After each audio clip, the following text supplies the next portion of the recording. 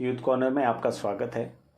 आज मैं एक ऐसे गंभीर विषय पे वीडियो बनाने जा रहा हूँ जो शायद अपने आप को कितना भी मजबूत मानता हो, अपने आप को कितना भी बड़ा मानता हो, या अपने आप को कितना भी पैसे वाला मानता हो, अपने आप को कितना भी मजबूत और स्थिर दिमाग वाला मानता हो, लेकिन वो बात हर किसी के दिमाग में खटकती है और हर किसी के दिल में ऐसा ख्याल आता है और उससे हर इंसान कतराता है।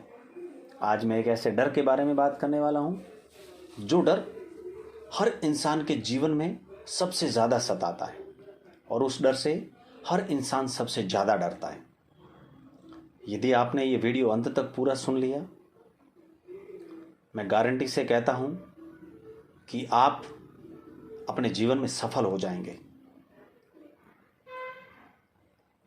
आज के समय में माहौल ऐसा बन गया है कि जीवन में कुछ लोग ऐसे मिलते हैं जिन्हें करना न धरना, लेना न देना, लेकिन किसी और के बारे में उंगलियां उठाना और उस पे सवाल उठाना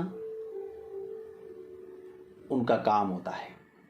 उनके पास में और कोई काम नहीं होता। आपने एक चीज़ देखी होगी कि शरीर के ऊपर शुद्ध, साफ और सुथरे पार्ट पर कभी जाकर मक्खी नहीं बैठती।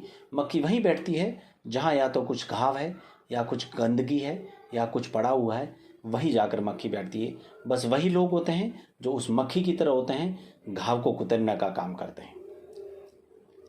आज के समय में ऐसे लोगों के माहौल से हर इंसान इस डर से डरता है, हर इंसान इस बात से कतराता है कि मैं ऐसा करूंगा तो लोग क्या कहेंगे। बेशक इंसान बहुत बेहतरीन और बहुत अच्छा काम करने जा रहा है, लेकिन फिर भी वह कतराता है कि काश असफल हो गया या काश कुछ प्लस माइनस हुआ तो लोग क्या कहेंगे। अब लोग क्या कहेंगे, जमाना क्या कहेगा। यदि आपने अपने जीवन की प्रगतियां, अपने जीवन के काम, अपने जीवन के लक्ष्य, अपने जीवन की चुनौतियां इस डर से यदि रोक दी, तब तो जीवन में कुछ हो ही नहीं पाएगा। घर के दरवाजे से निकल ही नहीं पाएंगे। यदि इस बात का इंसान को बहुत बड़ा डर है तो मैं एक चीज आपसे बताना चाहता हूं, वो एक स्टोरी के माध्यम से कहना चाहता हूं। यह एक दृष्टांत है, यह एक उदाहरण है, यह एक एग्जाम्पल है। एक छोटा सा गांव था। उस गांव में दो भाई रहते थे। दोनों पढ़ने में बहुत होशियार थे, दोनों सगे भाई थे। एक जैसा चेहरा, एक जैसी दोनों की बुद्धि, पढ़ने में दोनों माहिर। लेकिन वो कहते हैं ना कि कुछ न कुछ कमी, कुछ न कुछ प्लस माइनस ईश्वर हर इंसान में बनाता है। दिमाग हो, शरीर हो, आदतें हो, कुछ न कुछ अलग जरूर होता है। दोनों भाई पढ़ लिख कर आगे बढ़े। दोनों भाइयों की एक साथ पढ़ाई पूरी हुई और एक ही साथ दोनों भाइयों की अध्यापक में नौकरी लग गई। दोनों भाइयों की पड़ोस के गांव में पोस्टिंग रही। दोनों भाई बड़ी शिद्दत से अपने पेशे में काम करते थे। सुबह समय पे निकलना, समय पे जाना और शिद्दत से अपना काम करना, बच्चों को खूब पढ़ाना। दोनों भाई बहुत मेहनती थे।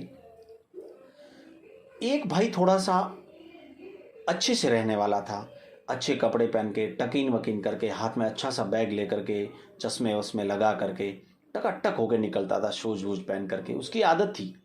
दूसरा भाई सिंपल था, पैरों में चप्पल पहनना, बिल्कुल सादा जीवन, उच्च विचार, सफल और बिल्कुल साधारण आदतों से रहने वाला। फटे पुराने कपड़े पहन करके भी हाथ में किताब पकड़ के निकल जाता था। एक गंभीर आदमी था। अब सुबह सुबह गांव की चौपाल पर कई लोग बैठे रहते हैं, किसी मंदिर की चौखट पर, किसी पीपल के पेड़ की छाया में। गांव में अक्सर चौपालें लगाकर 10-10, 15-15 के झुंड में युवा बुजुर्ग लोग बैठे बैठे अपने समय को व्यतीत करते हैं। जब पहला भाई टकाटक होकर के निकलता था तो लोग उसे किस तरीके से बोलते थे, आप जरा ध्यान से समझने की कोशिश कीजिए। आपके जीवन से ये डर निकल जाएगा कि लोग क्या कहेंगे, जमाना क्या कहेगा। जब वह भाई निकलता था तब वही लोग उसको बोलते थे, नौकरी लगी है, देखिए घमंड कर रहा है, टकीन करता है, चश्मे पहन के घूमता है, हीरोपंती करता है, पैसों का घमंड आ गया है। 10 मिनट बाद में दूसरा भाई पीछे पीछे निकलता था। वही लोग तुरंत पलट जाते थे। अपने मुंह से वही बकवास कहूँगा मैं तो, वही बातें करने लगते थे। नौकरी लगी है, इतने पैसे कमा रहा है, बिल्कुल भिखारी की तरह रहता है, क्या जीवन जीता है, छाती पे बांध के पैसे मरेगा, क्या करेगा, कम से कम अच्छे कपड़े तो पहनने चाहिए, कम से कम अच्छे से तो रहना चाहिए। अब आप सोच लीजिए कि आप कुछ अच्छा करेंगे तब भी ज़माना बोलेगा, आप कुछ बुरा करेंगे तब भी ज़माना बोलेगा। आप ज़माने के मुंह खुलने से अपने कामों को मत रोकिए। ज़माने का काम है बोलना। आप लाख अच्छा करेंगे तो बुराई करेगा, लाख बुरा करेंगे तो भी बुराई अच्छा ही करेगा।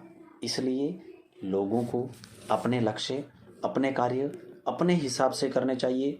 लेकिन हाँ, एक ही चीज़ का हमें ध्यान रखना चाहिए, दिल पर हाथ रखकर अपनी आत्मा से यह कहना चाहिए कि जो भी मैं कर रहा हूँ, जो कदम मैं उठा रहा हूँ, जिन चुनौतियों के लिए मैं लड़ रहा हूँ, जिन चुनौतियों को पार करने की मेरी इच्छा है, मेरा संकल्प है, बस वो मेरे लिए, मेरे परिवार के लिए, इंसानियत के लिए, ज़माने के लिए, ईश्वर की गवाही में अच्छा हो, मैं खुद के प्रति जवाबदेह हो सकूं, मैं खुद को झूठ ना बोलूं, वो कार्य ऐसा होना चाहिए। ज़माने के डर से बिल्कुल डरने की ज़रूरत नहीं है।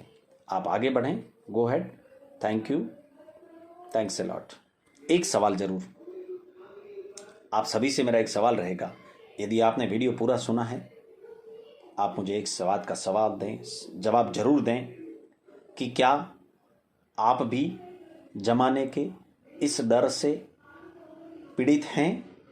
यदि हैं तो मुझे पूरी कहानी लिख करके पूरे कमेंट्स के साथ में ज़रूर लिखिएगा। मैं आपके कमेंट्स के इंतज़ार में रहूँगा, आपके मेरे पूछे गए सवाल के उत्तर के इंतज़ार में रहूँगा। Thank you.